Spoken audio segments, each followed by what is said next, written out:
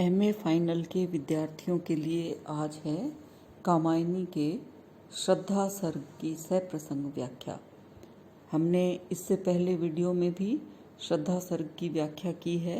अब आगे की व्याख्या आज अपन करते हैं। मसृण गांधार देश के नील रोम वाले मेषों के चर्म ढक रहे थे, उसका वपुकांत बन रहा था वह कोमल वर्म। कवि जयशंकर प्रसाद यहाँ पे कामायनी में श्रद्धा के सौंदर्य का वर्णन कर रहे हैं।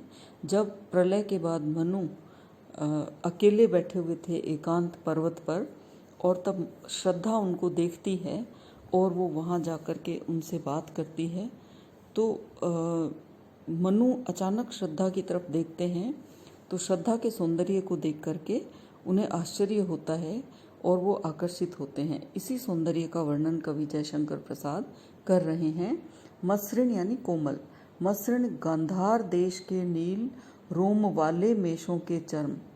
श्रद्धा को मनु ने देखा तो वो उन्होंने जो वस्त्र पहन रखे थे वो गांधार देश के नीले रोम वाले और भेड़ों के चर्म से बनी हुई पोशाक थी जो बहुत ही कोमल थी। कोमल रोएं वाली गांधार देश के नीले रंग के चमड़े की वो उन्होंने परिधान पहना हुआ था। ढक रहे थे उसका वपुकांत बन रहा था वह कोमल वर्म। वपु यानी सुंदर। श्रद्धा ने जो नीली रोएदार चिकनी जो पोशाक पहनी हुई थी उससे उसका सुंदर शरीर ढका हुआ था और ऐसे लग रहा था कि वो कोई कवच धारण कर रखा हो, उसके शरीर का ही कोई कवच हो। वर्म यानी कवच। आह वह मुख पश्चिम के व्योम बीच जब घिरते हो घनश्याम, अरुण रवि मंडल उनको भेद दिखाई देता हो छविधाम।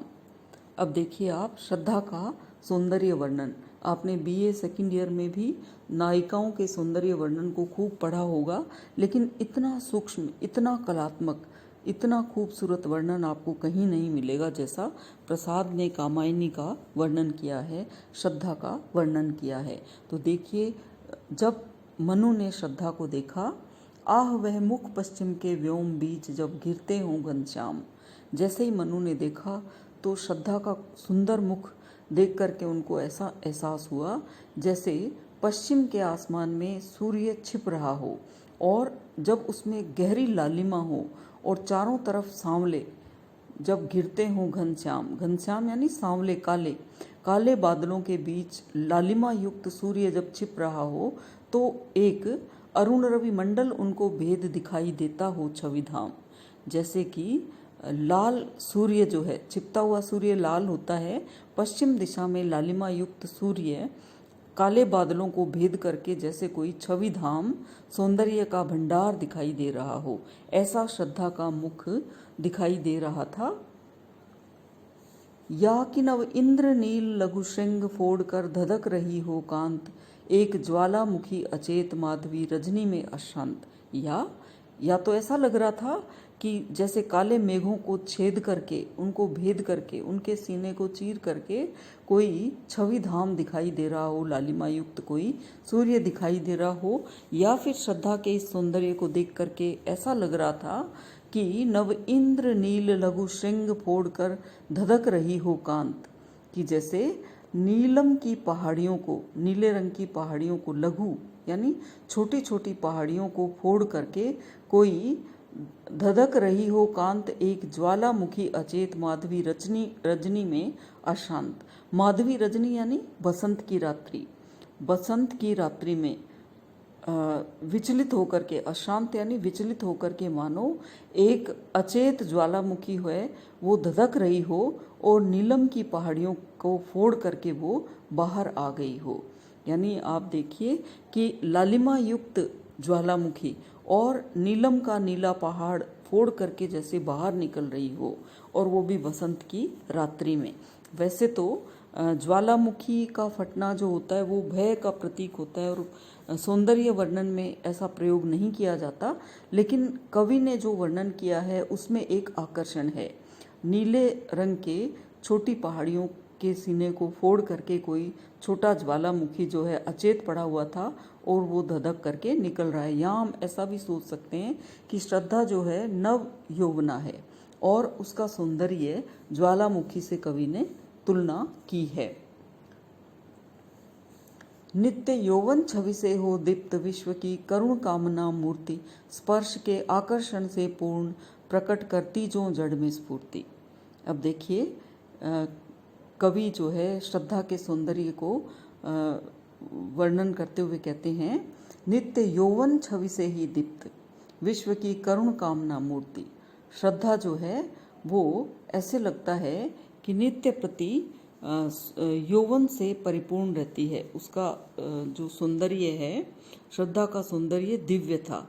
उसे देखकर ऐसा प्रतीत होता था मानो श्रद्धा अनंत काल तक रहने वाले यौवन के सौंदर्य से सुशोभित है।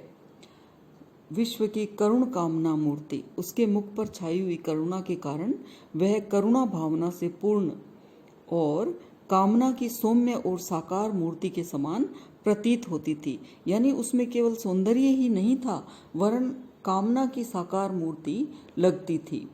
स्पर्श के आकर्षण से पूर्ण प्रकट करती जो जड़ में स्फूर्ति।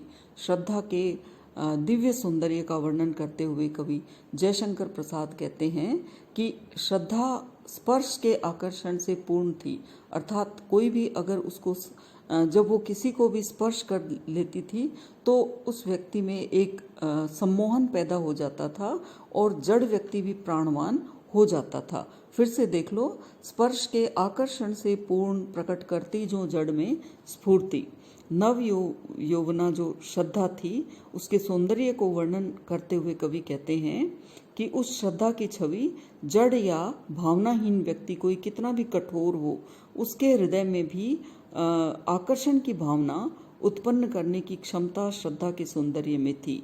इसलिए श्रद्धा के अपूर्व सौंदर्य को देखकर प्रत्येक मानव के हृदय में उसे बहुत समय तक छूते रहने की भावना या आकर्षण की भावना जागृत या उत्पन्न हो सकती थी। नव यौवना श्रद्धा के सहज लालिमा युक्त मुख पर उज्जवल मुस्कान छाई हुई थी। ऐसा लगता था कि श्रद्धा का सौंदर्य जो है वो अपूर्व है। इसके आगे की पंक्तियों में कवि ने श्रद्धा की मुस्कान और उसके सौंदर्य का वर्णन किया है। तो इसमें आप देखिए उपमा, रूपक अलंकार और कविता में जो उद्दीपन रूप से भावनाओं को उद्दीप्त कर देने वाले सौंदर्य का वर्णन किया है वैसा अन्यत्र दुर्लभ है। श्रद्धा का सौंदर्य वर्णन जो है इसमें एक गरिमा भी है और कलात्मकता भी दिखाई देती है। तो बच्चों, आप ज़्यादा से ज़्यादा पढ़ें और लाइक करें, वीडियोस को सब्सक्राइब करें और अपनी पढ़ाई में ध्यान दें। धन्यवाद।